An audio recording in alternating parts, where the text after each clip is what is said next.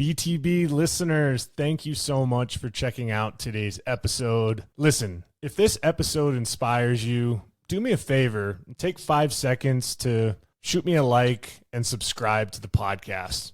There are several more exciting guests that are in the pipeline, and I just can't thank you enough for your continued support, and let's keep paying the mission forward.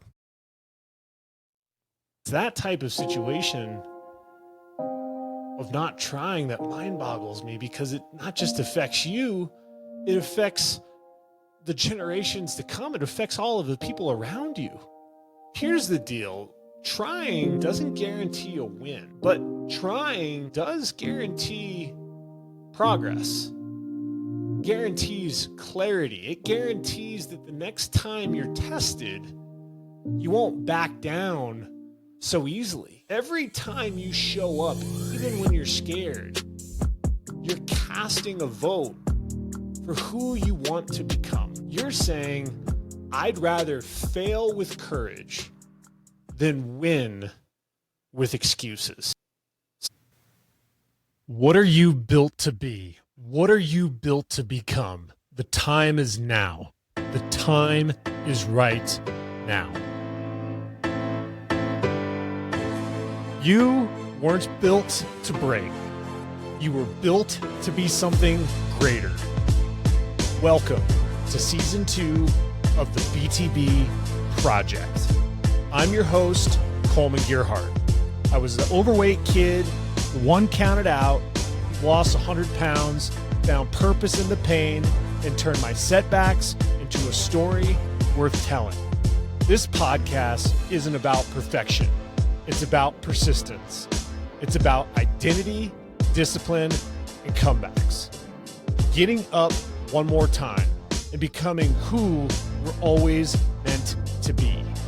If you're ready to go deep, do the work, and live out what you're built to be, you're in the right place. Let's lock in, let's rise, and let's get to work.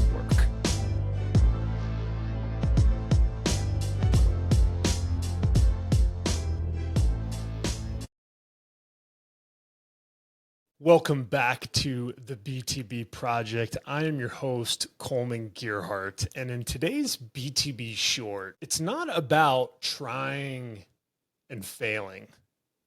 It's not about winning. It's not even about losing. It's about something far more dangerous. It's about what happens when you don't try at all. I sometimes struggle with the word trying, because trying really doesn't have any sort of outcome to it. If you try to go out and go for a run, or try to be better at work, or try to be a better student, what is the outcome of that? Giving better effort and being more focused and being present and being conscious in the moment is always important. But instead of thinking of the word try, let's think of things that produce a sincere outcome. It's either doing something or not doing something. And that right there is the biggest reason why trying or not trying at all is going to be one of the most detrimental things. Because while success builds confidence and failure builds resilience, not trying is always going to build regret. And regret, from what I've experienced, is heavier than any loss or failure you'll ever experience. We all know that moment. You think, well, what if I mess this up? What if I don't make the team? What if I'm not good enough to pass this class? What if I'm going to stink on this interview I'm about to go on? So as those types of narratives are playing in your head, you decide to back off entirely from the situation. You don't take any action. You want to avoid putting yourself into that situation because you don't want to produce failure. So you say something along the lines of, I'll try later. You justify it's not worth the stress. But here's the truth. You're not avoiding pain. You're choosing a different kind of pain. The pain of wondering. Whew, I'm telling you right now, the amount of time I've spent on wondering what could have been. What if I would have spoken up in that moment? What if I would have played that season? What if I had taken that job? What if I had let myself believe I was worthy of it? The cost of not trying isn't immediate, but it compounds. It makes me think of a client that I've known for the better part of a decade. Tremendous tennis talent. I remember meeting him when he was just an itty bitty little kid, and on a whim, I met him and his brother, and I was given a heads up that these two individuals were already pretty sharpened when it comes to their tennis technique. But what I didn't realize was the unbelievable amount of potential that both these individuals had. I was able to work with them for a few years. Fast forward, I end up becoming part of a coaching staff in high school for a high school tennis team. And I had the privilege and honor to have both of them as part of the team, except the younger brother, his freshman year, he tapped into this concept of not trying. Freshman, a lot of expectations on him. He wanted to make a particular part of the team. And when he tried out, he ended up losing to a player that he knows he should have beaten. But at that point, he was living a little bit in his brother's legacy, who had a tremendous career. He was coming off of a few injuries with his back and shoulder. But when he lost that match and ended up trying to play another match, but didn't complete it because of a back injury, he decided a few days into the season to quit high school tennis. And I've been able to coach a lot of players over the years, and it was very challenging for me because his motive or reason to not compete in high school was he wanted to get healthy, right? And I believe the injury front was actually more of a fear of not being good enough front, or not playing the position that he thought he could play. So not trying was mentally for him a better decision than to try. And his ego couldn't handle it. He said it was an injury, but I knew better. Fear, pride, those are very real things. I remember the next year he came back, sophomore year, and he ended up actually playing. He didn't play the position that he wanted. He had some tough tryout matches that put him exactly where he wanted to be. But he had an undefeated season all the way until the finals of the state championship. And I remember he played a tough opponent, one that had a much better level than all the levels he saw throughout the season. And he ended up losing that match pretty convincingly. And instead of growing from that match, I remember he completely cracked. He ended up throwing his racket, not fully off the court, but a pretty good distance. He wasn't very present at the state championship supporting his teammates. He completely shut down. Didn't see him at the team banquet. That was hard for me because there was a lot that I've invested as a coach, and any coaches that are listening to the podcast know exactly what I mean, that as players are developing, as they're facing the highs or the lows, you not only feel part of that journey, but you feel responsible for their goals, their outcomes that they're looking to achieve. And I felt like in that moment, in some cases, the result of that match, that I failed as a coach. I didn't have him prepared for that moment. I and have him ready to go. So the next year after that, I remember meeting with him, and he was kind of on the fence whether or not he wanted to play for his junior year. And I told him how important it was to be part of a team and to learn how to build a culture and to be there for guys that are all trying to chase after something bigger than ourselves. And instead, he decided to focus on his UTR, Universal Tennis Rating. He said that high school tennis didn't matter, that the rating was more important to college coaches for the recruiting process than to play high school tennis. In the back of my mind, I thought to myself, but really? I knew exactly what was going on. He was scared to fail again. Have you ever felt like that? And in that fear, he chose not to try. He chose to isolate, which is what a lot of tennis players do in today's day and age. But here's the twist. Just a few months ago, he got into a crazy car accident. Driving his dad's car, going 50 miles an hour, in and out of a pretty slow twist and turn type of area.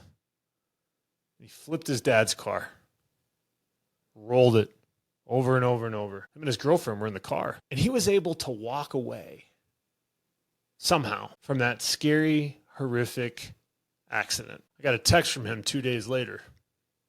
He texted me, "I can't stop thinking about what could have happened. Are you able to meet? I screwed up. I need to talk to you." And I remember meeting him for coffee a day or two later. Heard the story, learned everything that happened. And it wasn't about tennis anymore between him and I. This was 100% about life and ultimately how quickly it can easily slip through our hands. How dangerous it is to live passively. Life is short. And he reiterated that accident opened his eyes. It gave him perspective. He didn't want to go through the motions anymore. He wanted to go all in. He wanted to appreciate and be present in every aspect of his life. So here's what no one tells you. Not trying doesn't protect your heart. It actually numbs it. That curiosity sector of our hearts, of whether it's success or failure, is something that we have to continue to manifest and indulge on. It doesn't just build you. It shrinks you when you don't try. Numbs the heart, shrinks your curiosity, shrinks your confidence. And over time, you start becoming someone who just avoids risk in general. Instead of someone who embraces growth, that's the real cost. You don't know how to tap into what you're capable of. You don't know what you're tapping into, what you're built to be. You lose your confidence. You lose your identity. You lose connection with your purpose. You'll wake up 5, 10, 20 years later wondering, what have I done, or what could have happened if I would have just gone for it? And that question, that unknown, still haunts people today. I remember a good friend of mine that I was able to play college tennis with. He was a great junior player, grew up with him here in Colorado.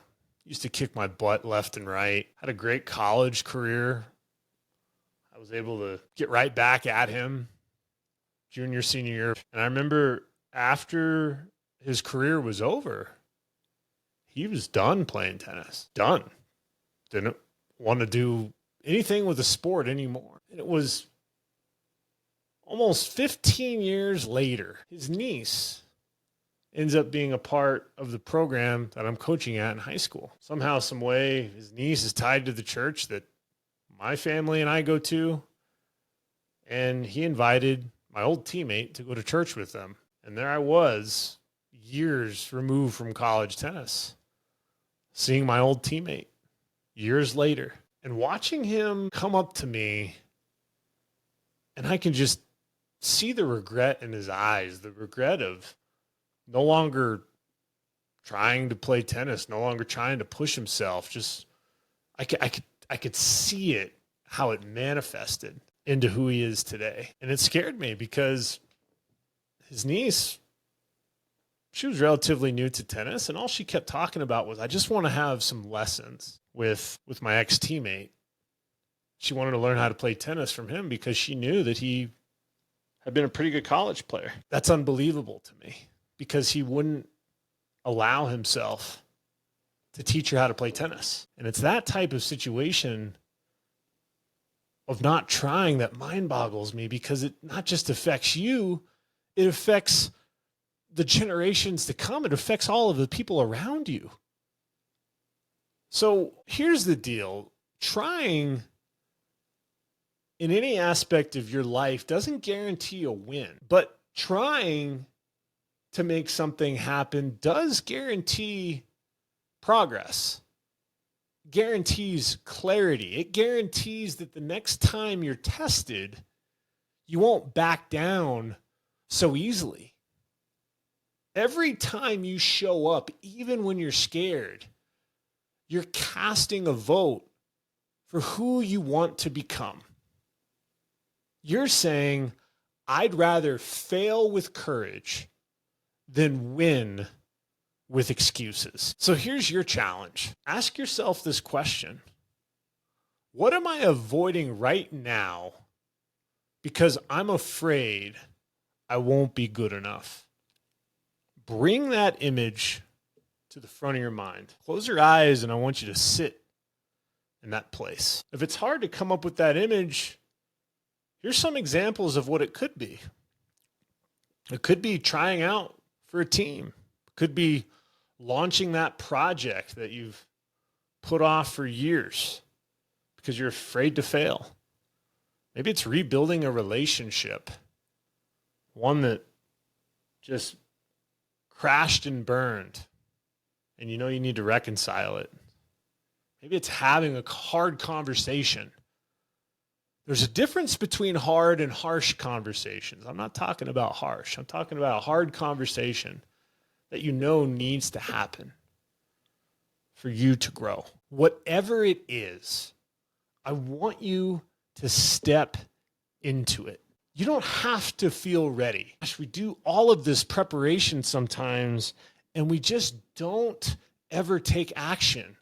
Paralysis by analysis. We try to perfectly approach something, but we never actually approach it. We never take the first step. You have to decide, I will not let fear choose my failure. I will not let fear choose my future. Because at the end of your life, you won't regret the things you tried and failed.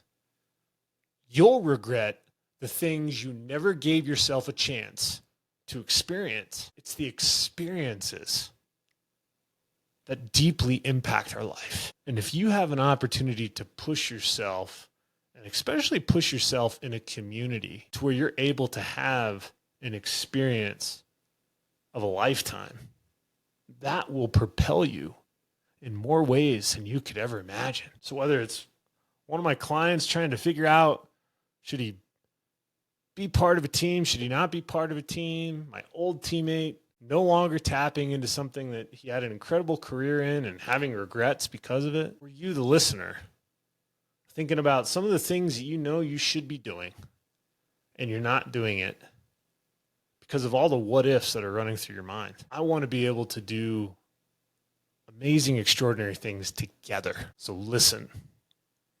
If today's message hits something inside of you, don't keep it to yourself. Share it, send it. Start the thing that you've been thinking about. Shoot me a DM of what you know you should be doing and go after it. I will be your biggest cheerleader. Remember, success will propel you. Failure will always teach you, but not trying, that will haunt you for the rest of your life. If this episode impacted you, do me a favor and like and subscribe to the BTB Project. Better yet, send this message to a family member, friend, or colleague. Ask them about what they're not going after right now, to where you guys can have a conversation about it. Maybe you're the one that ignites the flame that's inside the people you love the most. Let's do it in community. Let's do this together. As always, I'm proud of each and every one of you. And until next time, take care.